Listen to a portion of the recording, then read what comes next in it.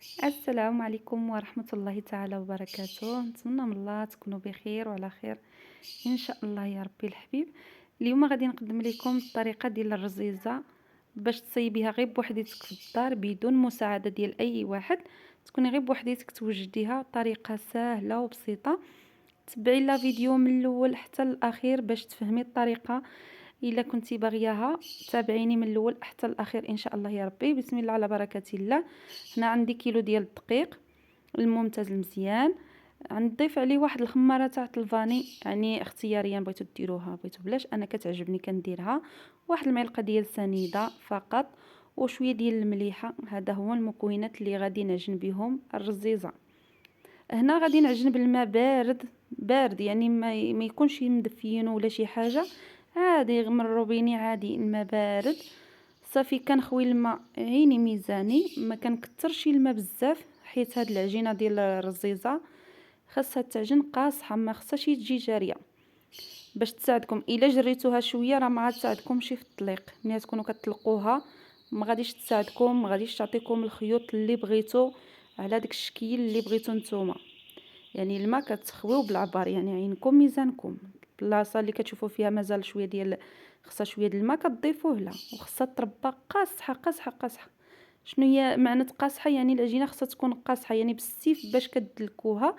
هنا زربت لا فيديو باش ما نطولش عليكم الفيديو بزاف. الطريقه ديال العجينه المهم هو خصو شويه ديال الدليك، تدلكوها مزيان باش كتساعدكم.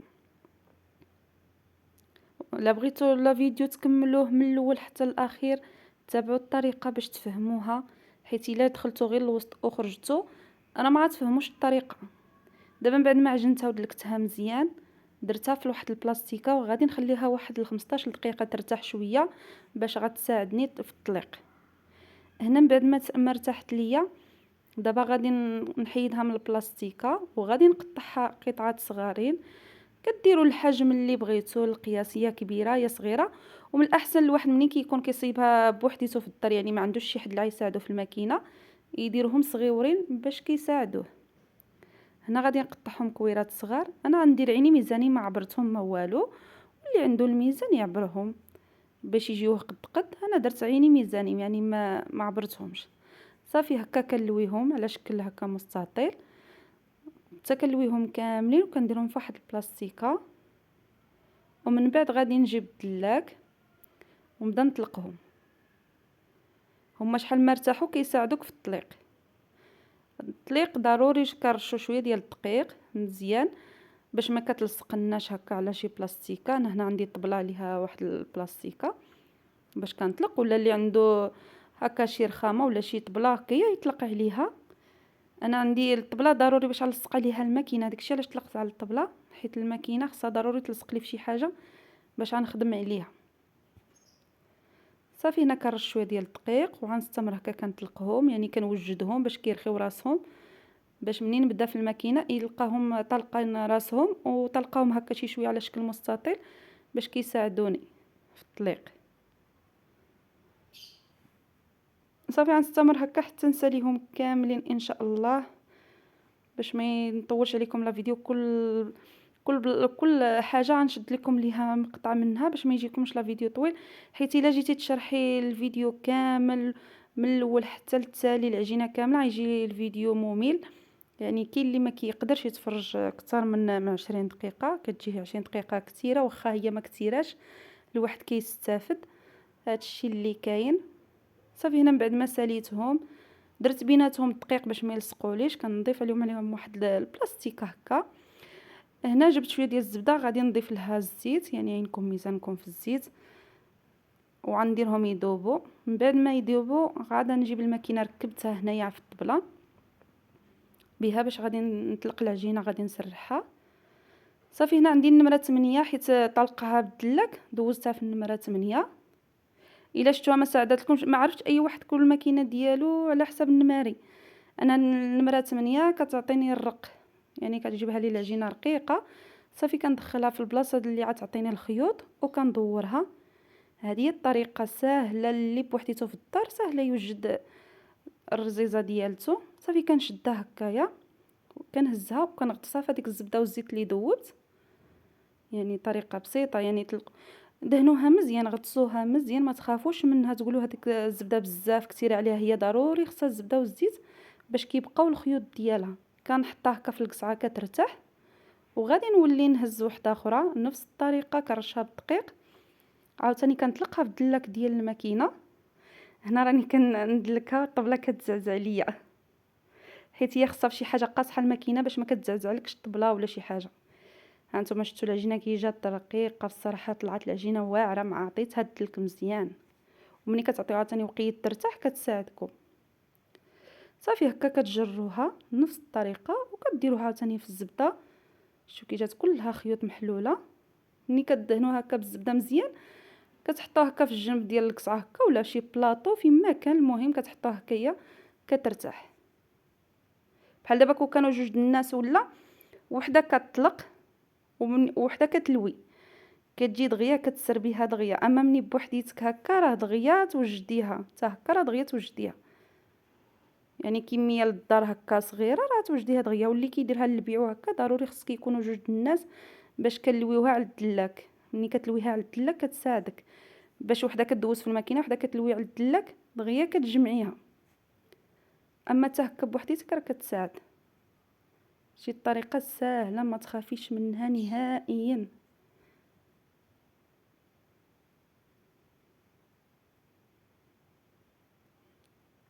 شي كي كتعطينا الورقه غزاله ما شاء الله.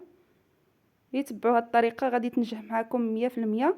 هانتوما شفتوا الخيوط كي كيخرجوا كنجرهم هكايا بيديا، حتى ديك الخيوط اللي كيطيحوا راه ما كنضيعهمش، كنجمعهم كنولي نستفوهم معاها وكندخلهم في وسط العجينه. هكا كتغطسوها هكايا في الزبده، غير غطسوها ما تخافوش منها نهائيا. صافي وكنستفهم هكايا في القصعه ولا في شي بلاطو حتى كنسالي ان شاء الله. هنا استفتهم كاملين، بعد ما ساليت العجينه كامله استفتها عندي راه في البلاطو، عندي في القصعه. دابا غادي نبدا باش نلوي. شفتوا هكا دابا العجينه غليظه راه ما ملاصقه ما والو، كل خيط بوحديته. شفتوا دابا غادي نبدا نسرحها بيديا حتى تولي العجينه رقيقه، يعني الخيط يولي رقيق دوزيه مراس الابره يدوز، يعني كيولي رقيق بزاف. صافي كتبقى تجروه هكايا قابطين بيد وكتجروا بيد باش كتساعدوا راسكم بلا كتطلق العجينه، كتزيد طوال العجينه، يعني الخيط كيولي طوال. شفتوا كتولي تجروا كتبقاو معاه هكا حتى كترقق في يديكم.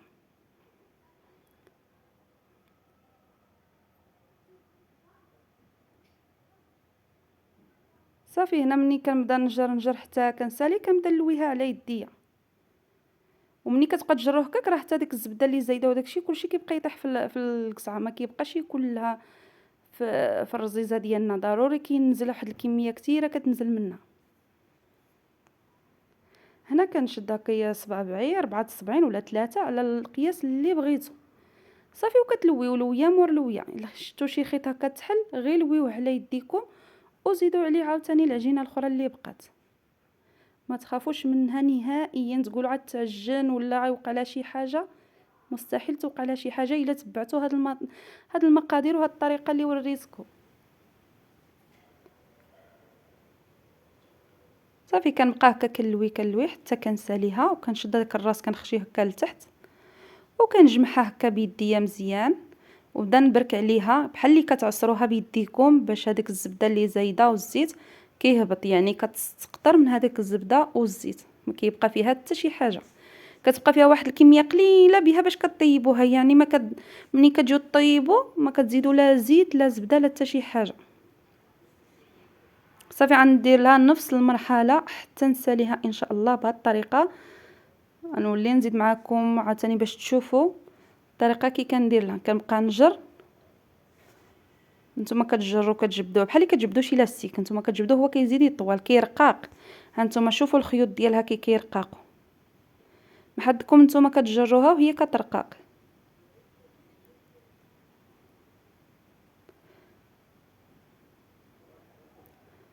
صافي كنبدا نلوي هكايا ساهله ما كاينش ما اسهل منها. عاوتاني كنخشيها هكا ونقادها ونبرك عليها هكا بيدي، كنحيد منها داك الفائض ديال الزبده والزيت باش ما كيبقاش فيها. صافي كنحطها في واحد البلاطو هكايا كترتاح، حيت كتبداو من هذيك الواله اللي بديتو بهم النوبه الاولى، هما اللي كتبداو بهم. شفتوا الخيوطه كيرقاقين، وعادي نزيد نجبدهم باش يوليو رقاقين اكثر من هذا الشيء. صافي غنبدا نجبد هكايا عاوتاني نلويها نفس الطريقه، وهي غادا المرحله حتى للتالي ان شاء الله.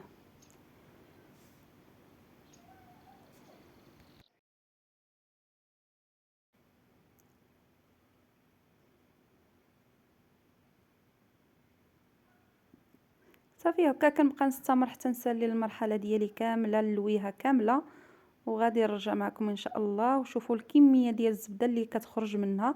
يعني هذاك الشيء اللي درتو كامل كيخرج هنا شويه الحال بارد، راه بحال اللي بدات كتجمد الزبده.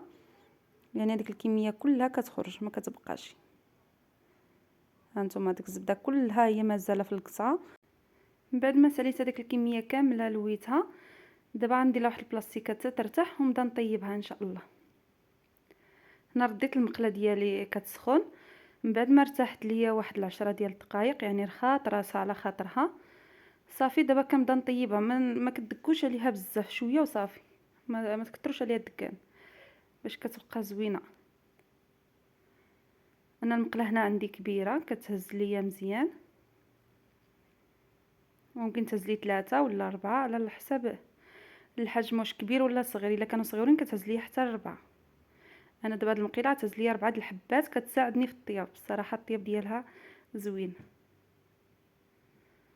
صافي هكا كندكها شويه ونلوحها، ما كندير لا زيت لا حتى شي حاجه،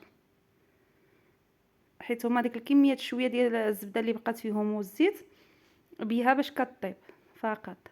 ما كيجي لا ميدمين لا والو، كيجيو زوينين ما شاء الله. غير جربوهم وغادي تعجبكم الطريقه، غير كيشدوا راسهم كتقلبوهم في الساع.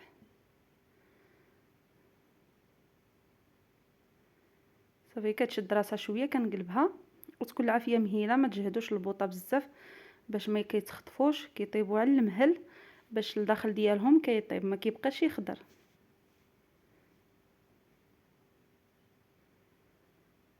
يعني الطياب ديالهم ساهل بحال ديال المسمن. صافي اللي طابت كنقلبها باش كيطيبوا في الجوانب كاملين. غنوريكم كي كيتحمروا وشوفوا محلولين، هما مازالين يلاه عاد بداو كيطيبوا وبداو كيتحلوا.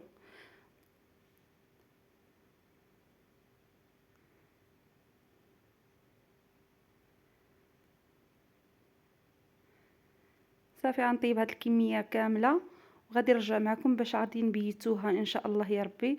غادي نبيتوها مغطيه في واحد المنديل وشي ميكا بلاستيك هكا باش كترطب معنا، يعني ما كنحطوهمش داك الساعه ضروري من هاد المرحله. من بعد دابا ما ساليتها شوفوا تبارك الله محلولين، ومنين غادي يباتوا غادي يزيد كثر يتحلوا كثر وكثر.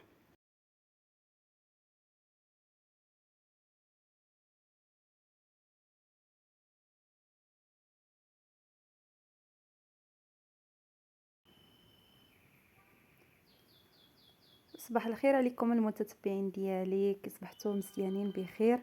هذا النهار الثاني فاش طيبت الرزيزه، بيتها مغطيه بالزويف هكايا ودرت لها البلاستيكه مزيان وخليتها باش كترطب ليا في الصباح. ملي كنضربوها هكا كتبدا كتسحل، حيت الا حليتوها وهي سخونه ما غاديش تعطيكم الخيوط هكايا كيف بغيتو. دابا محدكم كضربوها هكا مزيان وكتحلوها بيدكم وهي كتزيد تحل حتى كتولي كلها خيوط. الصراحه جات رائعه ما شاء الله، وسمحوا لي الا شهيت شي وحده فيكم، صراحه جات زويونه. ونتمنى من الله تجربوها الطريقه اللي وريتكم، غتطلع معكم رائعه. هكا كنضربوها هكايا وهي كتسحل، وفاش كنبغيو كنسخنوها للفطور ممكن ديروه هكايا شي كسكاس هكا تفوروها شي شويه وكتحطوها هكا للفطور، كتجي غزاله وكتزيد تحل اكثر واكثر، كتولي كل خيط بوحديتو. صافي هكا كنحلو الكميه اللي بغينا كنحلوها، والكميه اللي كتبقى ممكن ما تحلوهاش كامله وديروها هكايا في الكونجيلاتور، كتبقى زوينه النهار اللي غادي تحتاجوها هكايا، ولا كتبقى غزاله يعني ما كتضيع ما حتى شي حاجه. الصراحه رائعه، وحتى في المذاق ديالها بهذيك ريحه ديال الفاني كيعطيها واحد النكهه غزاله ما شاء الله. الى عجبكم لا فيديو ما تنساوش تبارطاجيوه مع الاهل والاحباب والاصدقاء ديالكم، باش تعم الفائده على الجميع ان شاء الله، باش تزيد تكبر القناه. راه بالمشاهده ديالكم والاشتراكات ديالكم باش كتكبر القناه بشويه بشويه. وشكرا لكم وكنشكركم من القلب على التفاعل ديالكم معايا وعلى الاشتراكات ديالكم، على التعليقات ديالكم الزوينه. ومع السلامه الى فيديو اخر.